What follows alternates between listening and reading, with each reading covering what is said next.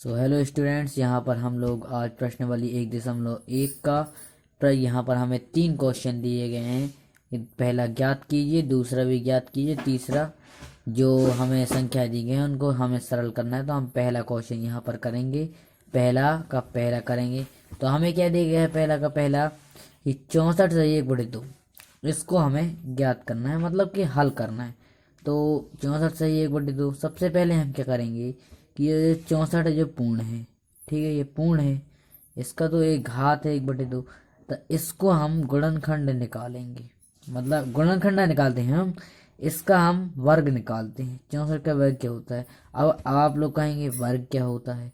तो वर्ग ये होता है कि 1 गुणित 1 बराबर 1, 2 गुणित 2 बराबर 4, 3 गुणित 3 बराबर 9, 4 गुणित 4 बराबर कितना होता है? 16, 5 गुणित 5 बराबर कितना होता है? 25, 6 गुणित 6 बराबर कितना होता है? 36, 7 गुणित 7 बराबर कितना होता है? 49, 8 गुणित 8 बराबर कितना होता है? 64, 9 गुणित 9 बराबर होता है 81, और 10 गुणित 10 बराबर कितना है? 100।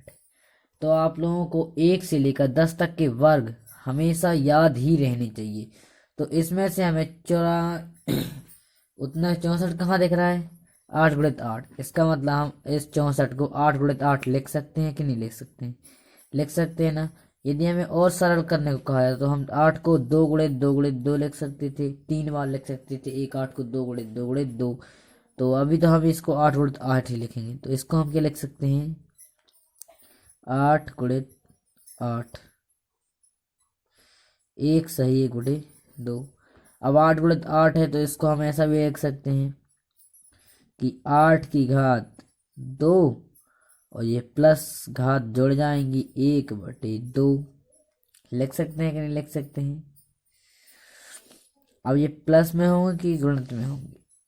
नहीं, ये प्लस में नहीं होंगी, ये होंगी किसमें? गुणित में। किसमें होंगी? गुणित में। ये हमेशा यहाँ पर जब ये 8 की घात 2 रहेगा और इसकी घात में हमारा गुणा होगा। क्या होगा? कि गुणा होगा। तो ये गुणा में यहाँ एक रहेगा ही रहेगा। तो यहाँ ये 2 से ये 2 को काट दिया जाएगा। तो यहाँ पास बचेगा 8 की घात 1, इसका मतलब होता है 8। तो यहाँ पर हमारा 64 सही 1/2 का, 64 की घात 1/2 का आंसर आ चुका है 8। He is answer. I hope आप लोगों को अच्छी तरीके से समझ में आ चुका हो। तो इसी वीडियो में आप लोगों को मैं अब दूसरा क्वेश्चन यहाँ पर लाया हूँ। ये देखिए दूसरा क्वेश्चन। दूसरा क्वेश्चन क्या कहता है? 32 है, 32 की घात 1/5। ठीक है, 32 की घात 1/5। तो यहाँ पर अब 32 तो किसी का वर्ग होता नहीं है, तो हम 32 के गुणनखंड निकाल लेंगे। बिल्कुल गुणनखंड। तो 32 के हमारे यहाँ पास गुणनखंड निकलेंगे। 2 एकम 2, 2 छंग 12, 2 अट्ठे 16, 2 तिया 6, 2 चौके 8, 2 दूनी 4, तो एकम 2। कितनी बार 2 आया? गिनिए आप लोग। 1, 2, 3, 4 और 5। तो यहाँ इसको हम 32 की घात 32 को क्या लिख सकते हैं? सीधे हम डायरेक्ट सीधे इसमें आ जाएंगे कि 32 को 32 हम लिख देंगे यहाँ,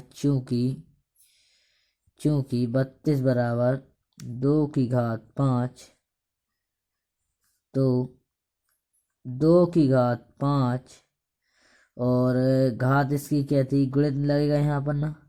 तो ये 5 जाएगा 1/5। तो ये 5 से ये 5 हो जाएगा कट। तो यहाँ 2 की घात सिर्फ 1 बचेगा, इसका मतलब आ जाएगा आंसर 2। आई होप आप लोगों को बहुत आसानी से समझ में आ रहा होगा। तो यहाँ पर एक पहले क्वेश्चन में 3 ही क्वेश्चन है, इसलिए हम तीसरे क्वेश्चन को भी निपटा लेते हैं। ये तीसरा क्वेश्चन क्या है? 125 क्या है? 125 की घात 1/3। तो अब 125 किसी का वर्ग है या नहीं है, इसका हम अब 10 तक के पहाड़ में नहीं कर सकते हैं पता। करना चाहे तो कर सकते हैं। यहाँ पर 100 आ चुका है, मतलब 11 11 में 121, 12 12 में 144, मतलब वर्ग में नहीं आएगा, तो हम इसके भी गुणनखंड ही निकाल लेते हैं। ठीक है, ये सबसे आसान तरीका है। अगर यदि आपको वर्ग वर्ग ज्ञात नहीं हो रहे हैं उनके, तो इससे आप आसानी से ज्ञात कर सकते हैं कि हम इसको सरलतम रूप में क्या लिख सकते हैं। तो यहाँ पर हम 5 से भाग देंगे। 2 5 दूनी 10, बचा 2 बन गया 25, 5 25 और 5 शाम 25 सीधे डायरेक्ट आ जाएगा, और ये 5 एकम 5। इसका मतलब हम 125 को 5 की घात 3 लिख सकते हैं, तो हम सीधे डायरेक्ट लिख देंगे 5 की घात 3। ये गुणित घात लिखेंगे इसकी 1/3। तो ये 3 से 3 कैंसिल हो जाएगा, अर्थात यहाँ पर हमारा आंसर हो जाएगा 5। यहाँ पर हमारा आंसर, छोटा सा सवाल है, यहाँ पर आप लोगों को अच्छी तरीके से समझ में, यहाँ पर आप लोग स्क्रीनशॉट भी ले सकते हैं। ये दूसरा क्वेश्चन, ये तीसरा क्वेश्चन, और ये यहाँ पर हमारा पहला क्वेश्चन हो चुका है। ये वर्गमूल के अपन फोटो खींचना चाहे तो फोटो खींच सकते हैं आप लोग। ठीक है, यहाँ पर आप लोगों को अच्छी तरीके से समझ में आ गया होगा। तो अब मेरा अगला वीडियो प्रश्नावली 1.6 का दूसरे क्वेश्चन पे होगा, वहाँ पर आप लोगों को मैं हल कराऊंगा। तो आई होप आप लोगों को अच्छी तरह समझ में आया होगा। Bye bye guys.